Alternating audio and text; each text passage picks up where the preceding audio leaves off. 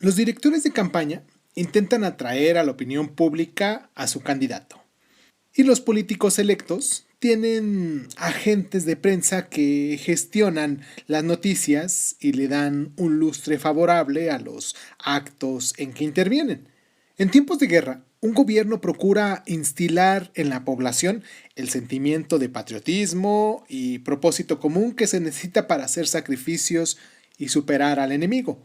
Un líder militar intenta intimidar al ejército rival, socavando su moral a la vez que exagera el poderío de su propia fuerza.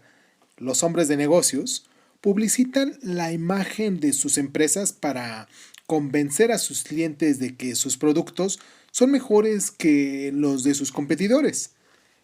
El elemento común a todo esto es la persuasión.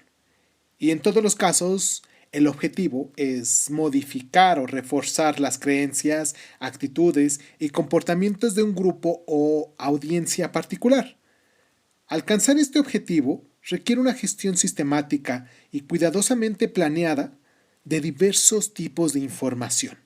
Este proceso de persuasión, y por extensión la información utilizada para realizarlo, se denomina propaganda.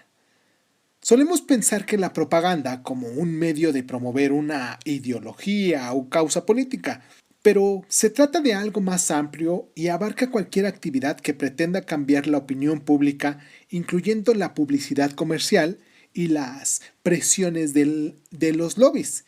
Las connotaciones negativas que suelen ir aparejadas a la propaganda se deben en parte a sus crecientes y siniestras asociaciones históricas, pero también a los medios que emplean a menudo.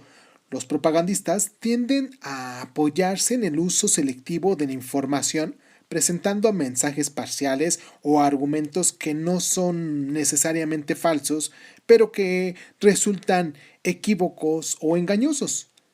Al apelar más a esta emoción y los prejuicios que al intelecto, la propaganda tiene más de adoctrinamiento que de educación. En tanto intenta inculcar las ideas, no explicarlas.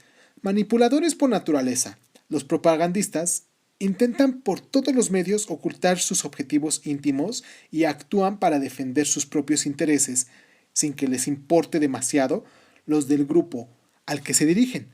Hoy aquí en Crónica Lunares hablaremos de esto, de la propaganda.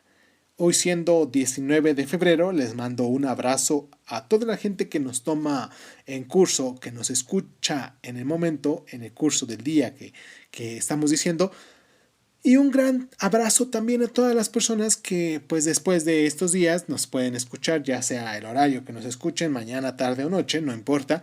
De todos modos, me gusta mucho que nos acompañen y pues hagamos propaganda de esto, de lo que estamos escuchando. Yo soy Irving Sun, esto es Crónica Lunares.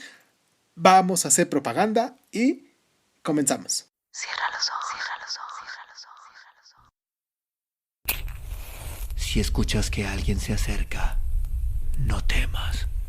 Todo estará bien.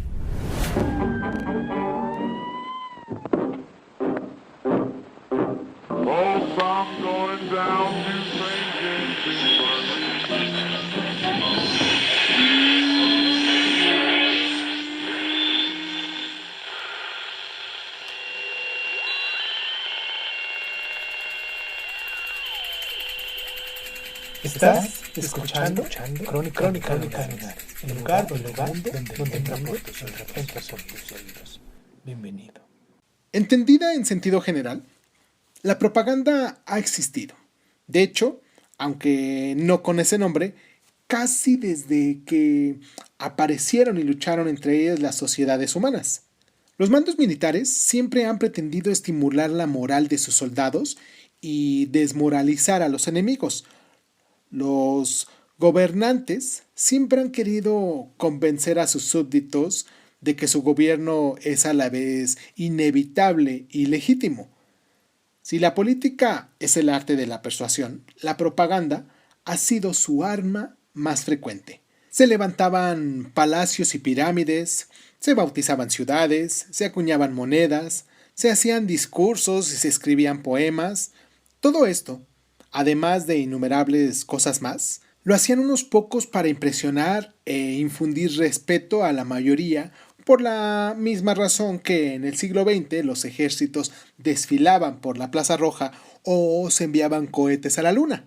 Se cree que la palabra propaganda se deriva de la Congregatio de la Propaganda Fide, Congregación de la Propagación de la Fe, una organización misionera fundada por el Papa Gregorio XV en 1622 para difundir la fe católica. Hacia el siglo XX, la propaganda se utiliza básicamente en contextos religiosos, donde servía para propagar la fe como para reforzar las creencias ya existentes. En la medida en que la enseñanza de la verdad es un conjunto de creencias, implica que las convicciones que lo contradigan están equivocadas. Las actividades propagandísticas como la obra misionera siempre ha sido mal vista por algunos. Sin embargo, las connotaciones marcadamente negativas en el término propaganda tiene hoy en día se debe en buena parte a las grandes guerras del siglo XX.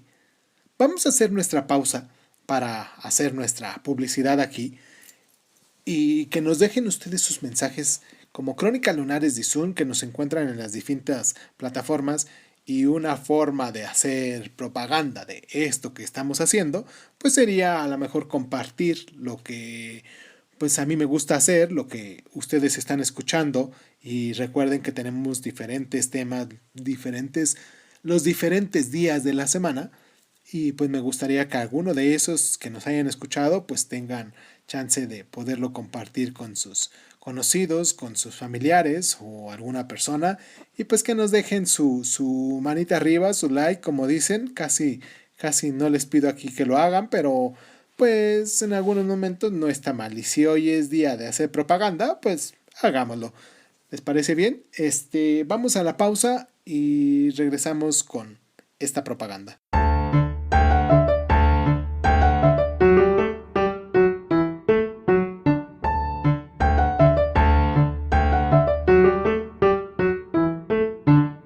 Ayudados por el rápido desarrollo de las tecnologías de la comunicación de masas, los propagandistas emergieron como una clase reconocible durante la Primera Guerra Mundial, que ofreció la primera oportunidad clara para que los gobiernos promovieran sistemáticamente su propia causa nacional, denigrando a sus enemigos.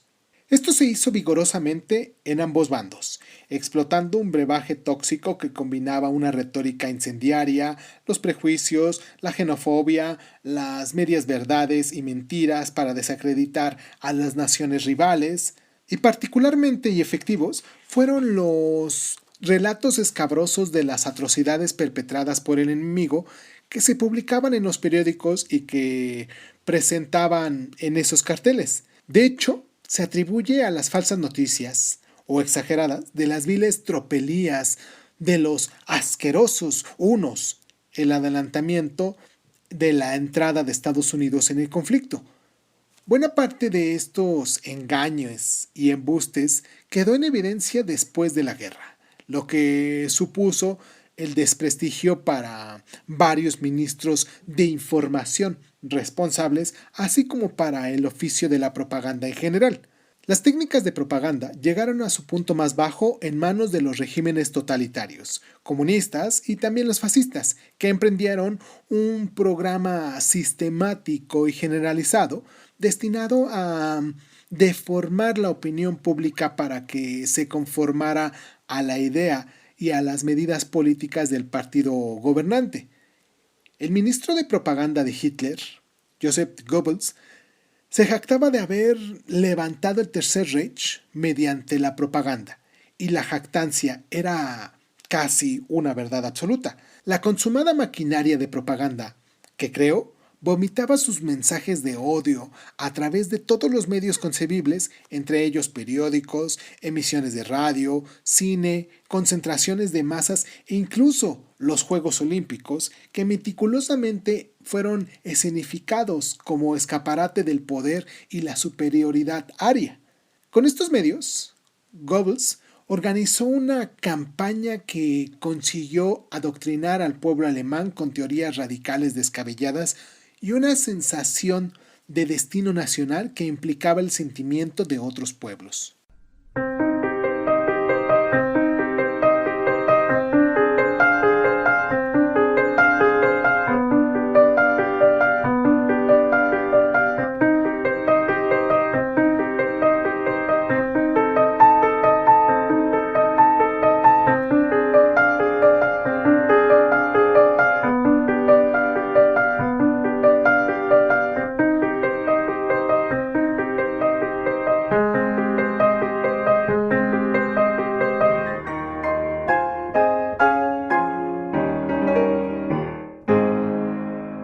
La propaganda no engaña a la gente, sencillamente la ayuda a engañarse a sí misma. Eric Hoffer. Un rasgo importante de la propaganda totalitaria radicaba en el culto al líder, cuyo propósito principal era diferenciar al gran personaje, en este caso Hitler, Mussolini, Stalin, Mao, del común de los mortales. El mito de Hitler, que lo presentaba como un distante hombre de acción, elegido para conducir la patria a su destino, fue obsesivamente controlado mediante la utilización de un número limitado de imágenes aprobadas, con las que se saturaba todo, desde sellos de correo a postales, cajetillas de cigarros y cualquier tipo de ilustración impresa. La supuesta idea de que la cámara nunca engaña fue incansablemente explotada, sobre todo en la Unión Soviética, eliminando a las no personas como Trotsky de las fotografías en las que aparecían con otros líderes comunistas. Muchos elementos del culto al líder han sido utilizados con entusiasmo por regímenes menos autoritarios.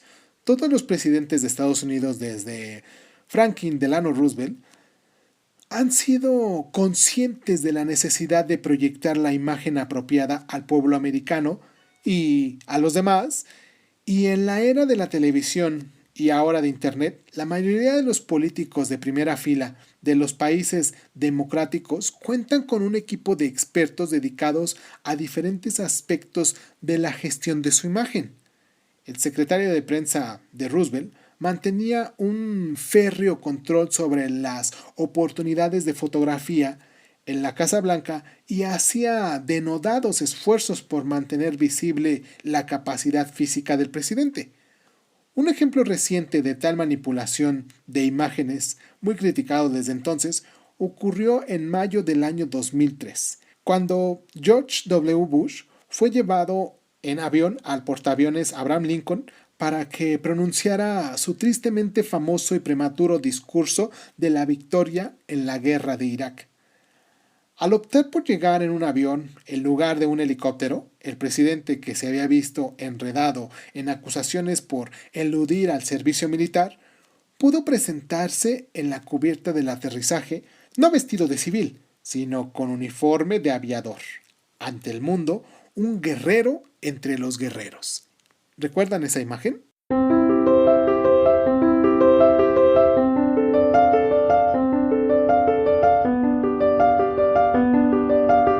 Toda la propaganda son mentiras, incluso cuando uno esté diciendo la verdad. George Orwell. La propaganda a veces se clasifica como blanca y negra. La propaganda blanca es básicamente la difusión de la información verdadera, la fuente de la cual es abierta y correctamente atribuida para defender una causa concreta. Por ejemplo, no suele caber muchas dudas acerca de la veracidad esencial, la motivación sincera y las fuentes gubernamentales de la información que pretende promover la salud y la seguridad vial. Por el contrario, la propaganda negra utiliza falsedades descaradas o materiales de fuentes dudosas. Tal material suele ser provocativo y subversivo y pretende avergonzar o desacreditar a un objetivo concreto. La propaganda de guerra, por ejemplo, que aparentemente procede de una fuente respetable, puede acusar falsamente a un enemigo de atrocidades que llevan a una pérdida del apoyo internacional, la erosión de la moral interna, etc. Otra influyente clasificación distingue entre propaganda de agitación que pretende cambiar las actitudes y propaganda de